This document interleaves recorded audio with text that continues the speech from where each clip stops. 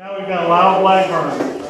He is an author, musician, cryptid researcher from Texas, and has investigated cryptid zoology books.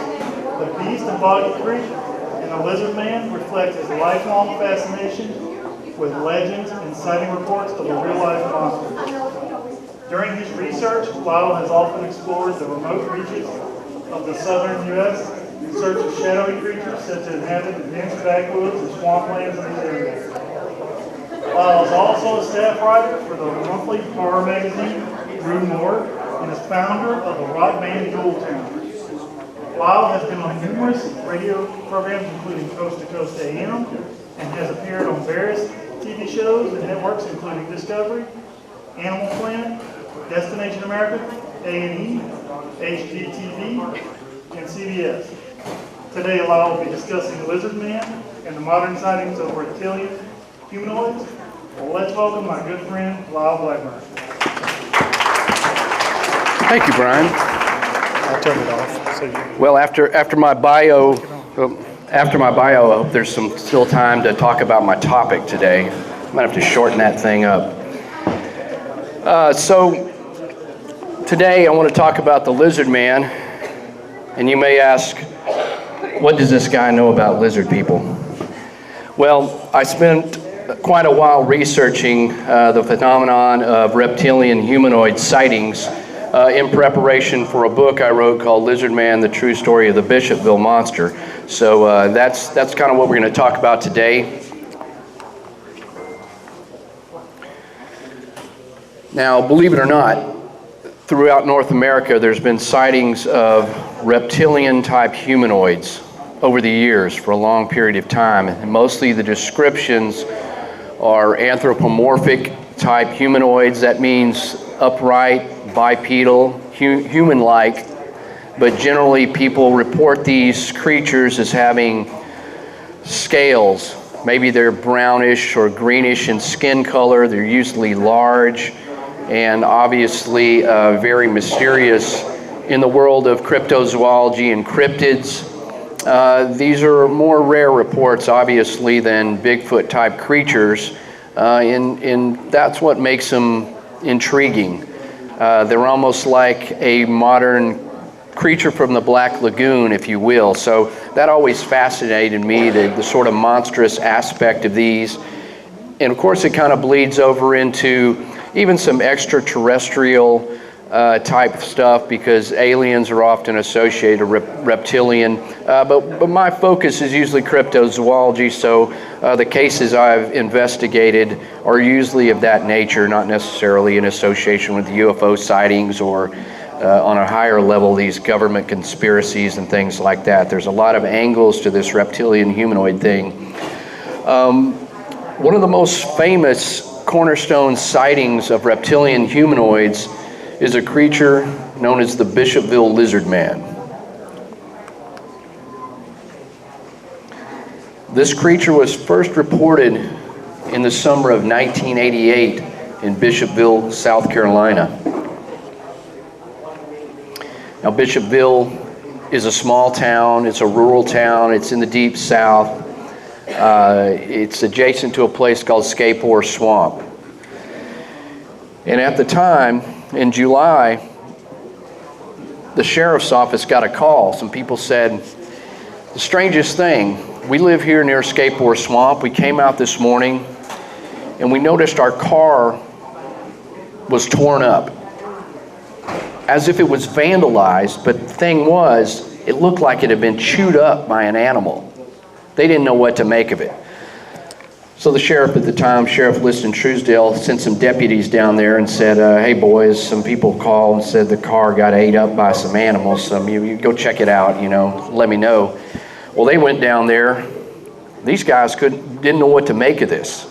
It really did look like animals chewed up the bumper, ripped off pieces of the chrome of this old car. And so they called the sheriff and said, I think you better come down here. We just don't know what to make of this. We're not sure if it's vandalism or something walked out of Scapore Swamp and it ate up this car. So Sheriff Liston Truesdale goes down there and he's investigating this. And just as puzzled, and the people seemed very credible and just trying to get to the bottom of this. And in the process of doing his investigation, some of the locals started coming around. The police are in the area. It's a small town, people walking up, and they said, "Hey, Sheriff, maybe it was the Lizard Man." And Truesdale's like, "The Lizard Man? What do you mean?" They said, "Well, some of the folks around here have been seeing a creature. It's either brownish or green. It's 7 feet tall. It walks on 2 legs. We call it the Lizard Man." And so Sheriff Truesdale's like, "Okay, fine. I'd like to know more about this." He just wanted to get to the bottom of it, no matter what was going on, whether it was a hoax or whatever. And he said, if somebody wants to come forward and tell me about their experience with this creature, then have them call me. Nobody's in trouble. I just want to know. And so they basically concluded this car investigation with that. And some reporters at the time came down and were also documenting this for the local newspaper. And so Sheriff Truesdale went back to to the office, and that was that. He just wasn't sure what was going on. But little did he know that this was the beginning of the summer of the Lizard Man for everybody in Bishopville and beyond.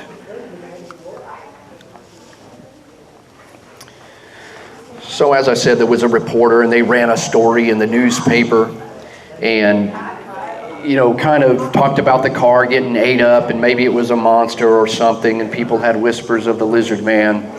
And that got out in the newspaper. Well, about 2 weeks later, Sheriff Truesdale was working in his office up there at the Lee County Sheriff's Office, and a man comes in with his son. His son's name was Christopher Brown.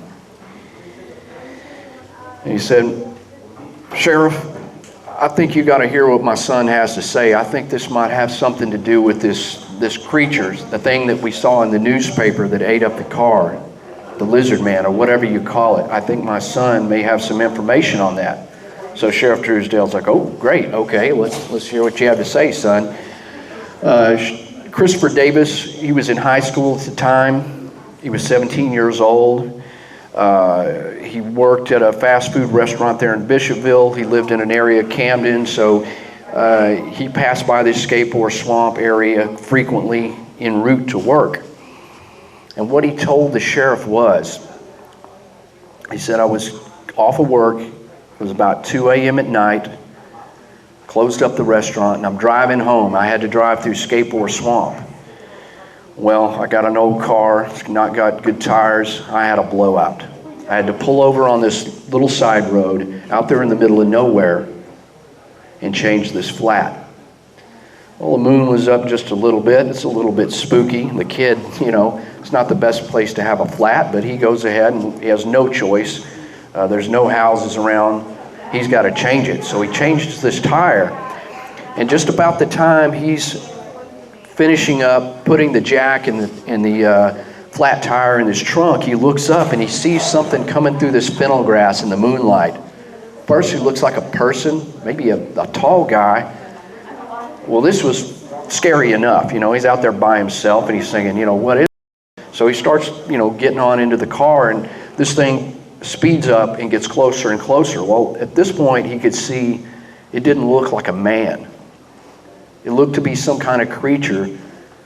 He described it as being scaly. He said it was brownish green, walked upright. It was about 7 feet tall.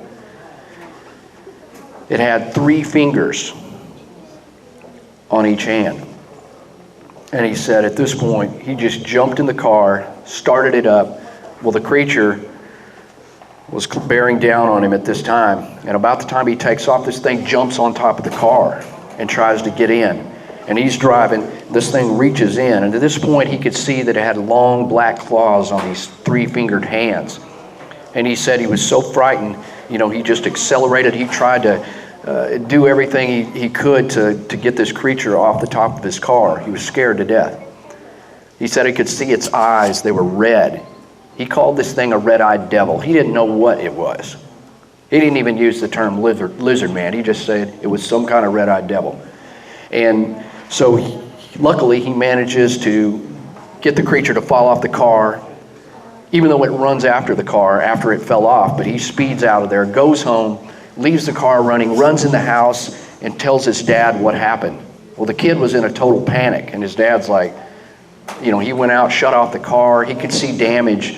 The rear view, the side mirror was broken. Something had, damaged the car. And the father could see by the emotion and what was going on in Christopher's story that, something really happened to this kid.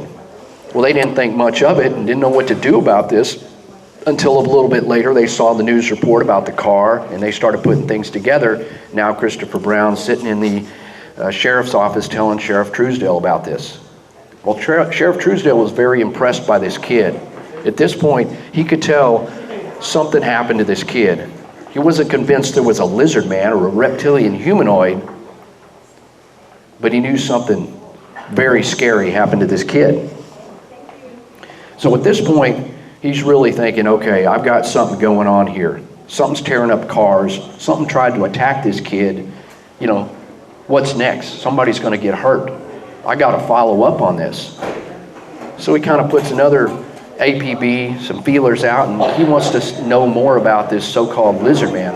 If it was a hoax, didn't matter what it was, if he didn't follow up on it and somebody got hurt, everybody's going to hold him responsible and say, why didn't you pursue this? So he couldn't really just blow it off thinking, oh, it's just a monster story, or, the kid's out of his mind. He was convinced that Christopher Brown indeed saw something. Well, that ran in the newspaper, and of course, this is a very sensational sighting. Newspaper reports. There's a picture I got from Sheriff Truesdale interviewing Chris Brown, and that's the actual location off of the road where he pulled and changed the flat tire. Now, during my investigation, I went to Bishopville. I stayed out there. I visited with Sheriff Truesdale for hours and hours. I went through all of his files, his police reports. You don't often have police reports associated with cryptozoology cases, but in this case you do, which was great. I had documentation, and I had the sheriff who had been there, and so I interviewed the locals. Unfortunately, Christopher Davis, later on in his life, was murdered, so I couldn't speak to him directly, but I had plenty of people who knew him and vouched for him and said something happened to that kid. And we'll get back to a little bit more of that later. Well, once that came out in the paper, more of the story was unfolding. And at this point, you had some other local guys who came forward and said, I don't think the kid's crazy. I've seen something. I was down there working in the swamp. George Plyler, he was down there, had some workmen building something down in this location near Skateboard Swamp, and he saw some kind of creature behind a tree. He said he didn't know what it was. Stood upright, had a funny shape. Again, he wasn't thinking lizard man, he just didn't know what this was. But as the stories came out, maybe they started making sense. George Holloman was near the skateboard bridge one evening riding his bike. There's a little artesian well. He's getting a drink and he glances up right across the road. And I've stood on this road and I've looked. And he said he saw this creature. He thought it was a tree, but it moved. And it just stared at him. It was 7 feet tall,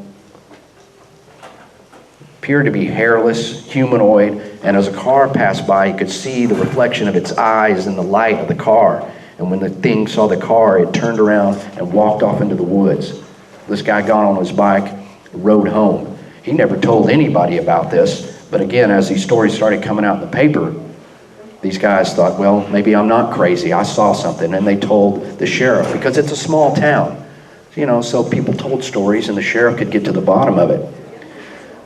The gentleman I did interview, Frank Mitchell, he was a crop duster in that area. A lot of little farms and things out there in Bishopville, and this guy was taking off one morning on his runway, and he saw something run out from the tree line and run right across the runway. He said it was big, it was walking on 2 legs. He said it looked kind of monkey-like. He goes, he wasn't sure if it had hair or scales or what. He couldn't see that detail, but he said It wasn't a man, and it was walking on two legs, and it came across that runway. He tried to crank that plane around and get a better look, but by then it was gone, disappeared into the tree line in Skateboard Swamp.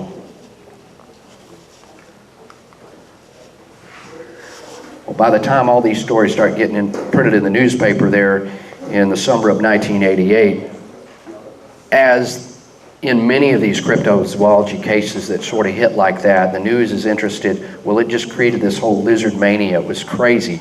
I don't know if the timing was right. Sheriff Truesdale says, well, maybe nothing big was going on in the news that time, so they all focused in on this case of the lizard man in Bishopville. But I mean, you had a kid who say he was attacked by, an extraordinary type creature. So it's interesting and scary at the same time, or, it makes news. The radio station puts out $1 million bounty, it's all fun.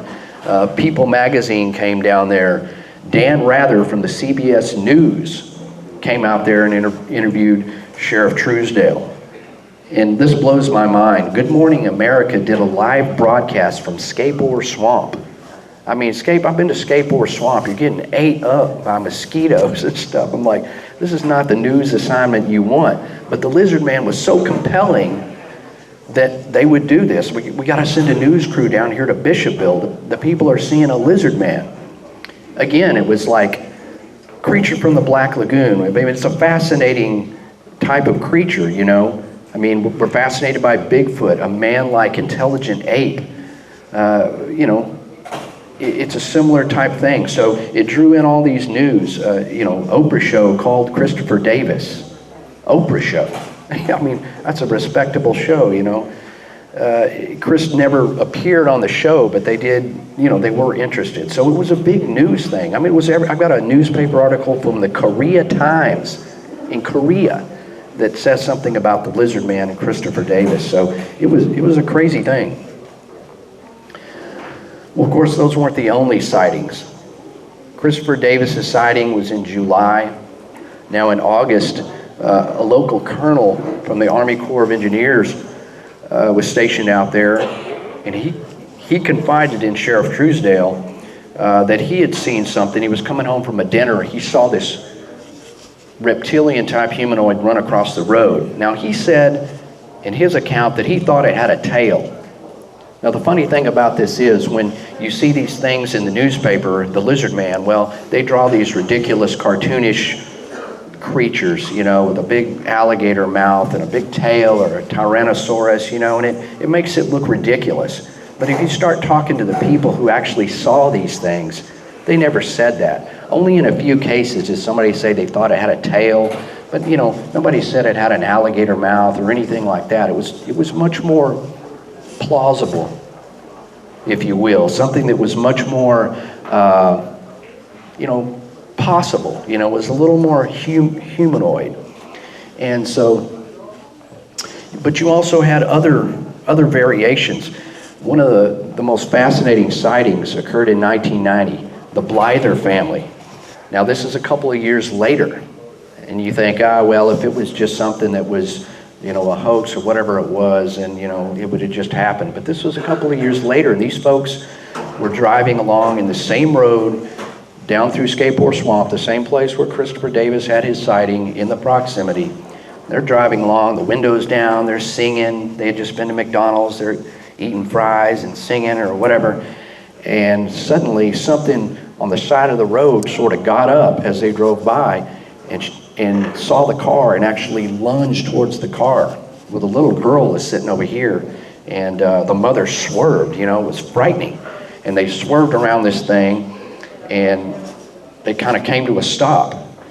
And they looked back, and the brother was looking out. He said, "Mom, I can still see it. Back up, I can see it. Back." And she's like, "I'm not backing up, son. Forget it, but he could still see it. And it ran off into the woods. Well, they drove out of there. And if you live in the area, they had heard of the lizard man. So at this point, they're thinking, oh my God, I think we saw it. It scared these people to death. They got home, and eventually, not long after, they ended up calling the police and reporting this. And the sheriff's office came down there to investigate it. They're like, oh no, the lizard man's back, basically. But in their description, and I have the actual police reports, I reprinted these in my book, they described it as having hair. They said it was brown, it was 7 feet tall, it was on 2 legs, but it looked to them, what they described, it wasn't a bear, it looked more like a Sasquatch, which is, again, in my mind, also plausible. Because, some of the theories were that maybe this thing isn't even reptilian. Maybe it's a Bigfoot that's, it's a swampy area. It could have been wet or covered in algae or have a skin condition. There's a number of things. So I thought it was interesting that these people reported the creature as being Bigfoot-like. And they weren't the only one. Just a few months later, another couple reported the similar thing, and they said they thought it had hair. And these people were getting a good close-up view. So there's a lot of different variations, and once you start looking into this, again, I'm not finding anyone that's reporting a, alligator man or whatever. Lizard man sounds, you can use your imagination, but what people were reporting was much more mysterious, strange, and downright spooky, really. So in the process of my book, one thing I wanted to do is, okay, Bishopville has a really good solid case for this lizard man. It's kind of the most famous in terms of cryptozoological cases of a, upright, scaly reptilian humanoid, but has there been sightings around other parts of North America? And sure enough, if I looked around, I did a lot of research, I found that there were cases. There was one going back to 1952 in Riverside, California. There was a man, Charles Wetzel, that was driving down there one evening near called the Miami River, and it was a dip and it was kind of flooded, so he had to slow down, and as he was going through this flooded area, something ran out right, in front of the car. He said it looked, for lack of a better description, creature from the Black Lagoon-esque. It was the description, although at the time, that wasn't something that people knew about. And so he described this in similar terms of a reptilian humanoid. That was 1952. There was another case that's kind of known in the cryptozoology world, the case of the Loveland frog. And there was sightings near Loveland, Ohio, of creatures, in this case, were described more amphibian-like. They were shorter, they did stand on 2 legs, but they were of a very peculiar description. And there were sightings in 1955, some prominent sightings in 1972. I really didn't think that case held a lot of merit personally, but again, it was just the fact that people were seeing strange things like this. And the Loveland frog, he's a fun one. But Thetis lake monster, British Columbia, Canada, 1972. Some kids were out there at the lake, Thetis Lake, and they said something came up out of the water. It walked. This is a drawing, literally, of what they described. They didn't know what it was. It chased them. They ran. It nearly grabbed one of the kids. They reported it to the Canadian Royal Mounted Police. The police came out, investigated it. There was some other sightings. So another peculiar case of this reptilian humanoid. Gatormen, New Jersey, 1973, 1977. People were reporting similar things. In this case, they called it the Gator Man. But again, it's a reptilian humanoid creature from Sinking Creek in Kentucky in 1962. Now, this is one of the spookiest reports I had ever heard. 2 friends of mine, Charlie Raymond and Bart Nunnally, investigated this. Charlie Raymond is a prominent Bigfoot researcher in Kentucky, and this guy knew it, and he goes, I know you research Bigfoot and all that, but and I think you can understand, I want to tell you about something I saw when I was a kid. You may or may not believe me, and it's not even a Bigfoot, but it scared me to death. He said one night they were up at his house, and they lived out near this Sinking Creek out in the woods, and he looked out the window and he saw something out there. It was late at night, and he didn't know what to make of this. It was a creature that walked on two legs. It looked like it was covered in scales. It was definitely reptilian looking or amphibious looking or something like that. Scared him to death. He saw this thing just walk through the yard. He said it kind of looked at him. He was just frozen in fright, and it ran off. The next day they looked for evidence. He tells his parents, everybody's freaking out. They couldn't find anything. But he swears to this day he had seen it, and I trust these investigators to know a credible witness. There was no explanation for this. But that's not something you want to see walking outside in your yard when you live out, and your closest neighbor's 2 miles away, And you got to think, 1966, that's a hoax. Well, he was convinced it wasn't somebody in a costume. It would be very hard to create this kind of costume. And if you did create that kind of costume, why would you go to this little bitty town in Kentucky and run through somebody's yard at night? It just really wasn't standing up to be a hoax. So really no explanation as to what that was. In the 1990s, there was some more sightings. One in Wisconsin, which a guy reported seeing a reptilian humanoid. So these things occur all over. And there's not enough evidence, to tell us exactly what these things can be. There's compelling reports.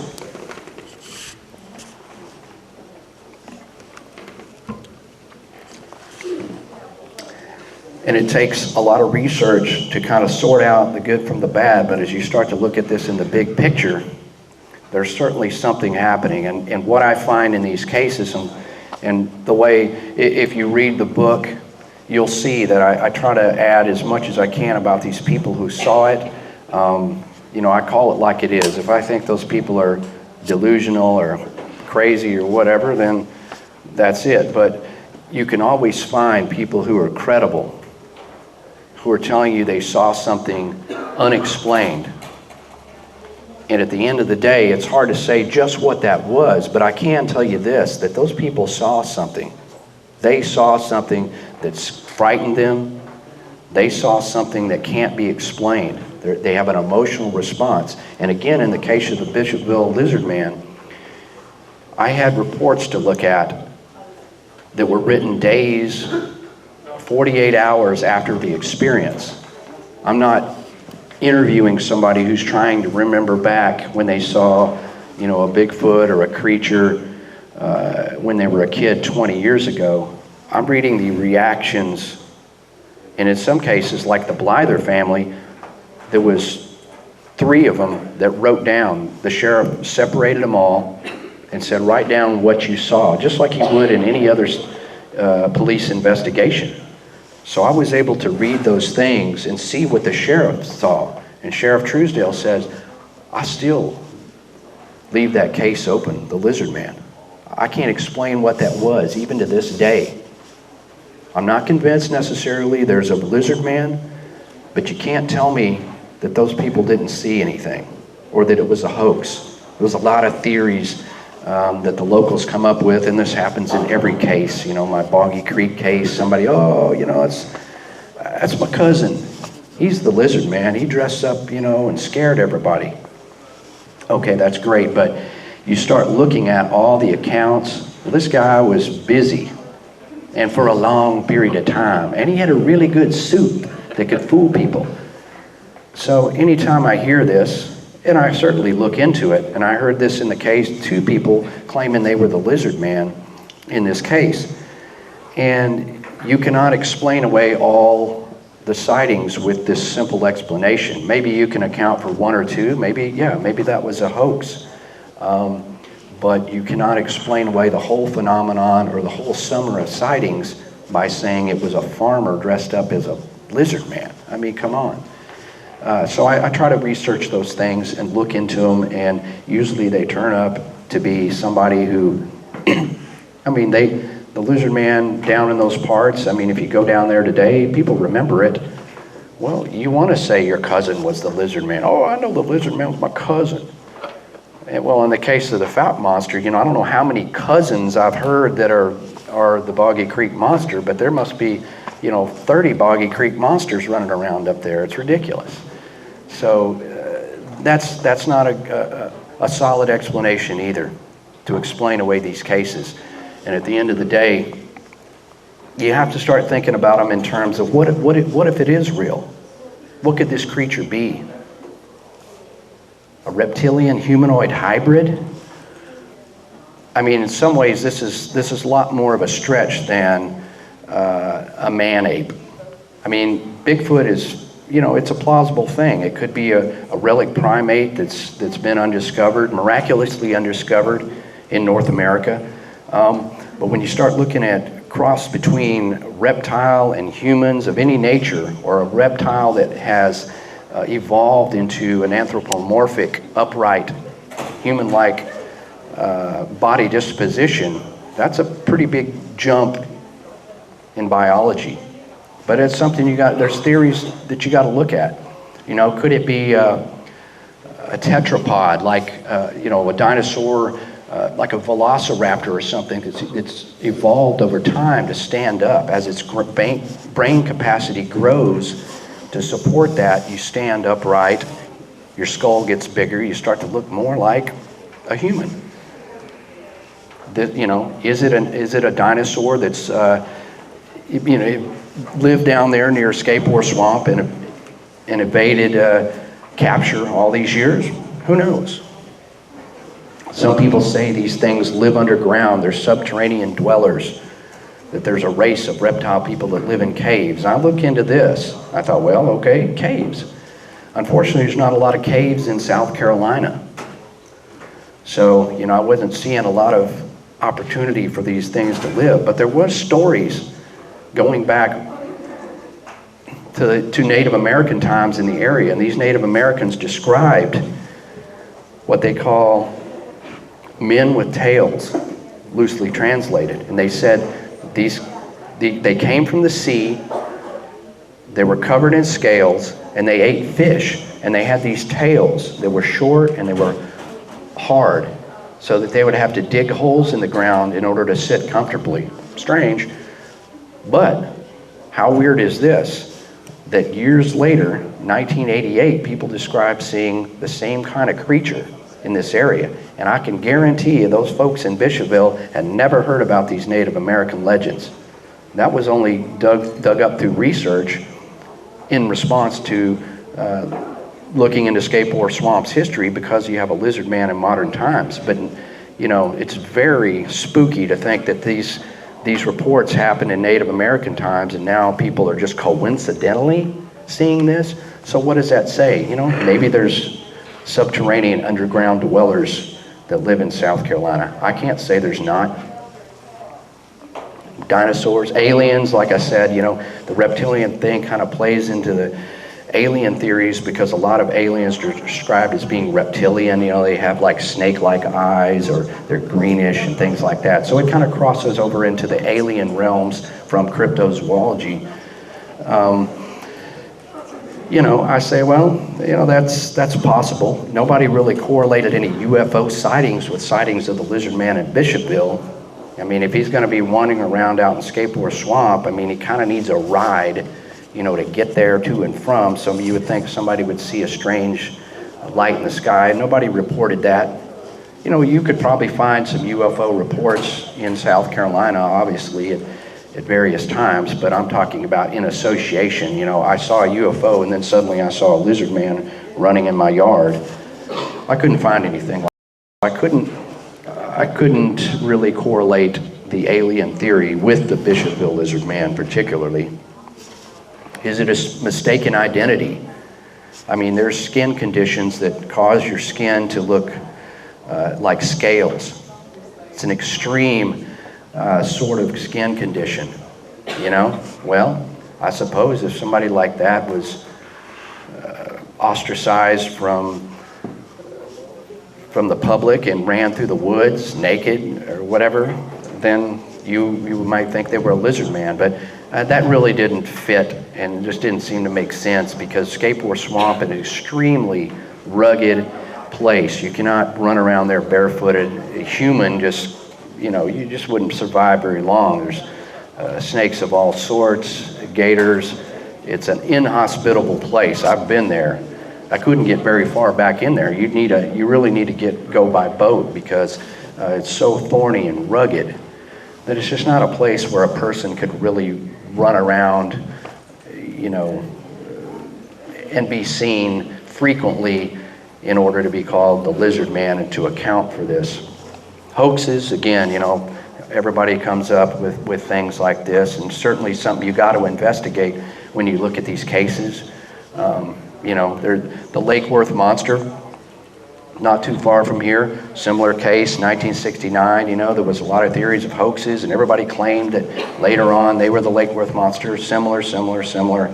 But again, it never seems to account for everything. So at the end of the day, it remains a mystery, an intriguing story of people seeing real life monsters in places like Skateboard Swamp or Lake Worth or Boggy Creek. And that's what I love about this. Okay. And that's what I love about this, because it is a mystery. I love monsters and I love mysteries. And it combines these two things. And there's a lot of great theories that you can come up with. You can really use your imagination to try to get to the bottom of these cases. But it really is a mystery, and you're in pursuit of something, and there's some spooky stories along the way. And there's times like this when I can investigate a case, and I've got a sheriff, a law official. Sheriff Truesdale had FBI training. He wasn't just a country bumpkin out there, well, there's a lizard man down here. I mean, he has a great southern accent, but he's a smart guy. I went to his house. I saw the plaques and medals, the police accolades that he had gotten over the years. He was an impressive guy. And he was there at the time all this was happening. He talked to the witnesses. And at the end of the day, he still says, I don't know what that was. And I could feel that he was a little bit frustrated because he couldn't solve this case. He retired from being a sheriff, but for forevermore, he's associated with this lizard man case because it remains open. We've done several TV shows. If you've seen me on Monsters and Mysteries in America, we did a lizard man episode. Sheriff Truesdale was on there. He's still being interviewed about this all these years later, which is, I kind of think back to that time he got called out there to investigate that damaged car, and to think that he would have never known that, all this time, 30 years later or whatever, TV shows are calling him up to ask him about this stuff over and over and over. Because again, it's a mystery. It's intriguing. And just because we can't prove it doesn't mean there is no lizard man or was no lizard man. The case remains open. So the search must continue.